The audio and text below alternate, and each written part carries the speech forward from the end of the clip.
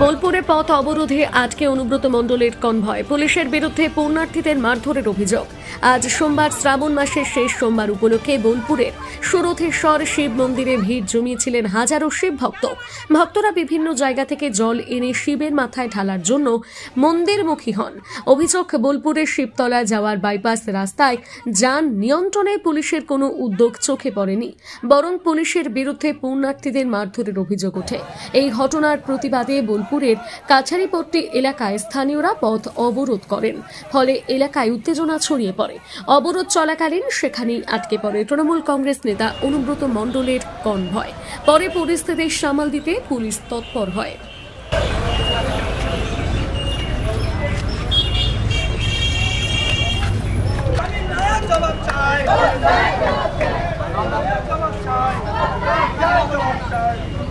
কানপুর থেকে শনিবার বেরিয়েছি, আমরা না খেয়ে দিয়ে আমরা সোমবার সুরতেশ্বর ঢুকেছি, ঠিক আছে। তার মধ্যে ওখানে সুরতেশ্বরের রাস্তায় ডাম্পার লরি চলছিল। হ্যাঁ, আমরা তাও অনেক কষ্ট করে আমাদের এই পালকিটা, পেছনের কালো পালকিটা ঠাকুরের, ওই পালকিটা আমরা মন্দিরে ঢোকাই।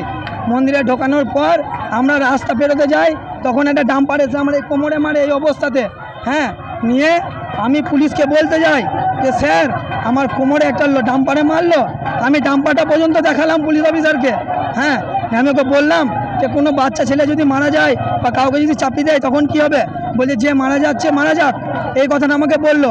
আমি তখন আমার ফোন বের করি, আমার ফোন বের করে অফিসারটা ভিডিও করি যে আপনি আর একবার বলুন এই কথাটা, আমি এই ভিডিওটা নিয়ে আমি থানায় যাব।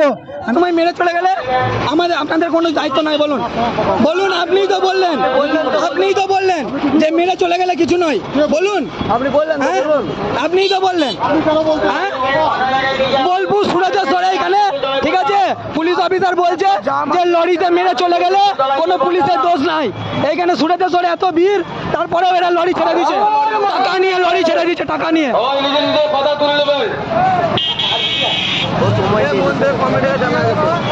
এই লরিটা যে পেছনে মারলো তার তো কোনো কারণ আছে? কিসের জন্য মেরেছে সেই জন্য আমরা জবাব চাইছি। কেন কারণে মেরেছে আমরা এখনো কিছু জানতে পারি না। জল ঢালার জন্য কি ওরা মেরেছে, কিসের জন্য মারবে, কি কারণে মারবে? পুলিশে মেরেছে কেন, কি কারণে মেরেছে? আমরা জবাব চাই, যে মেরেছে তার শাস্তি চাই। আমরা প্রত্যেক বছর গত 3 বছর ধরে আমরা সুরতেশ্বরে জল ঢালছি। আজকে আমরা 3 দিন ধরে জল নিয়ে আসছি। গত শনিবার থেকে আমরা হাঁটতে শুরু করি, শনিবার সকাল থেকে।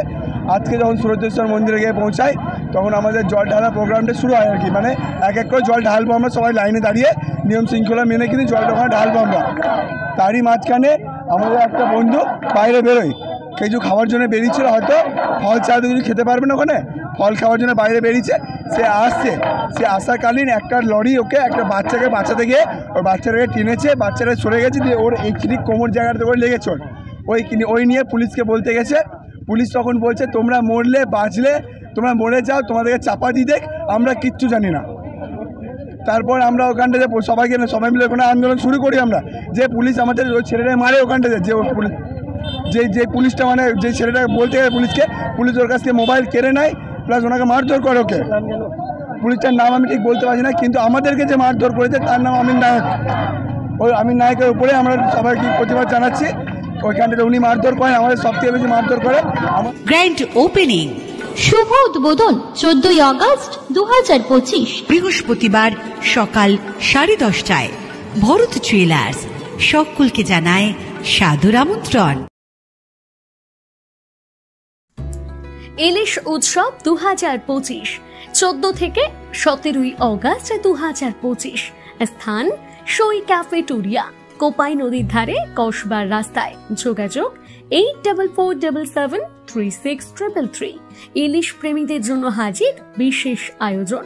ইলিশের 11 রকম পদ: সর্ষে ইলিশ, ইলিশ ভাপা, দই ইলিশ, ইলিশ মাছ ভাজা, ইলিশের মাথা দিয়ে পুঁই শাকের চচ্চড়ি, খিচুড়ি ও ইলিশ মাছ ভাজা, বেগুন ইলিশের ঝোল, ইলিশের ডিমের বড়া, ইলিশের পোলাও, ইলিশ মাছের পাতুরি, ইলিশের লেজা ভর্তা এবং আরো অনেক স্বাদের সমাহার। কোপাই নদীর ধারে মনোরম পরিবেশে সুলভ মূল্যে উপভোগ করুন রূপালী ইলিশের স্বাদ। পরিবার, পরিজন, বন্ধু বান্ধব নিয়ে চলে আসুন এই উৎসবে। আমন্ত্রণ রইল সকলের প্রতি। আসুন, খাই, আনন্দ করি আর ইলিশের স্বাদে ডুবে যাই। সই ক্যাফেটেরিয়া। যোগাযোগ 8447736333।